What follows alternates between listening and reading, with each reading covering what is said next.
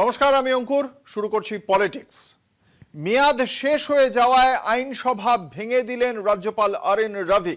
আপনাদের জানিয়ে রাখি, আইনসভা ভেঙে দেওয়ার বিজ্ঞপ্তি জারি করা হয়েছে রাজ্যপাল আরএন রবির পক্ষ থেকে। বিশদে জানবো এই বিজ্ঞপ্তিতে ঠিকই কি বলা হয়েছে রাজ্যের সাংবিধানিক প্রধান রাজ্যপাল আরএন রবির পক্ষ থেকে। সেই বিজ্ঞপ্তিতে কি বলা হয়েছে, আমাদের সঙ্গে রয়েছেন আমাদের প্রতিনিধি রিয়া মাঝি। রিয়া, কি জানতে পারা যাচ্ছে এই বিজ্ঞপ্তিতে ঠিক কি বলা হয়েছে রাজ্যপালের পক্ষ থেকে?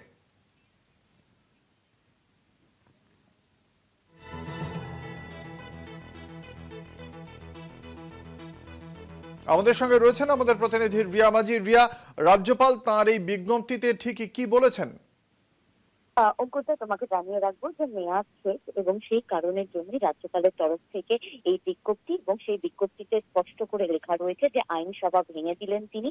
অর্থাৎ মেয়াদ শেষ হয়ে যাওয়ার মধ্যেই কিন্তু আইনসভা ভেঙে দিলেন রাজ্যপাল। কারণ আমরা দেখেছি যে যিনি মুখ্যমন্ত্রী ছিলেন, অর্থাৎ মমতা বন্দ্যোপাধ্যায়, তিনি বলেছিলেন যে তার যে হার সেটাকে তিনি মানছেন না এবং সেই কারণের জন্যই তিনি রিজাইন করবেন না বা তিনি রাজ্যপালের বা তিনি লোকভবনে যাবেন না বলে এমনটাই তিনি বলেছিলেন। কিন্তু সেই মেয়াদ শেষ হতে না হতেই যেটা দেখা গেল যে রাজ্যপালের তরফ থেকে একটি বিজ্ঞপ্তি, এবং সেই বিজ্ঞপ্তিতে কার্যত স্পষ্ট করে লেখা যে আইনসভা অর্থাৎ বিধানসভা ভেঙে দেওয়া হলো রাজ্যপালের তরফ থেকে। এবং শপথ নেওয়ার আগে, নতুন সরকার আসার আগে যে দুদিন সময় থাকছে, সেই দুদিন সময় কিন্তু এবার রাজ্য চালাবে রাজ্যপালই বলে এমনটাই দেখা যাচ্ছে। এবং তোমাকে আরো একবার জানিয়ে রাখবো যে আইনসভা ভেঙে দেওয়া হলো রাজ্যপালের তরফ থেকে।